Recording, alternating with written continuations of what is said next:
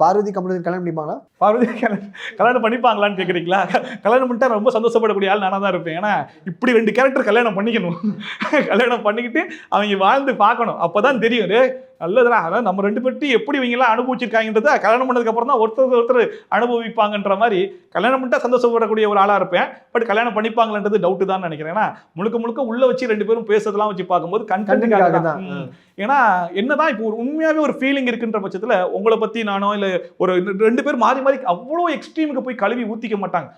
அவர் கமருதீன்லாம் மூஞ்சிக்கு நேராகவே சொல்றாப்ல, நீ பாதி தான் குட்டு, மீதி பாதி ஈவில் கேரக்டர் தான் உனக்கு, நீ பண்றதெல்லாம் எப்படி இருக்குமான்னு சொல்லிட்டு எல்லாத்தையும் மூஞ்சில் அடிச்சாப்புல சொல்றாப்ல. பார்வதி கமருதீனை பத்தி பின்னாடி போய் எல்லாத்தையும் சொல்லி வச்சிருக்காங்க. அது திவ்யாவும் சொன்னாங்க, ஓனக்கிழவி. ஆமா, ஓனக்கிழவி போட்டுருக்காங்க. ஆமா, நீ என்னென்ன பேசியிருக்கான்றது நீ பார்த்துட்டு வந்து எனக்கு சொல்றேன்றது திவ்யாவும் சொன்னாங்க. வீக்கெண்ட் எபிசோட்ல விஜய் சேதுபதியுமே சொன்னாங்க, நீ அவங்க உன்னை பத்தி என்னென்ன பேசிக்காங்கன்றத கமருதீன் நீங்க வெளியே போய் பாருங்க அப்படின்னு. ஸோ ஒரு லவ் பண்றவங்க, உண்மையான ஃபீலிங் இருக்கிறவங்க பின்னாடி போய் இவ்வளவு தரைக்குறைவா இவ்வளவு கேவலமா லவ் பண்ற ஒருத்தவங்களை பத்தி பேச மாட்டாங்க அப்படிங்கிற மாதிரி நினைக்கிறேன். அப்படி பார்க்கும்போது இவங்க 2 பேரும் பண்ணது லவ் மாதிரி எனக்கு தெரியல. பிளாட்ஸ் எல்லாம் 12-15 லட்சம் சொல்றாங்கல்ல, அது வெளிய பாப்பப்பட்டி பிரிவு KIT காலேஜ் பக்கத்துல ஸ்ரீ பேபி ப்ளூ ஜேல just 8.9 lakhsல ஸ்டார்ட் ஆகுது. இதுதான் சரியான டிசிஷன். கால் 9600831182.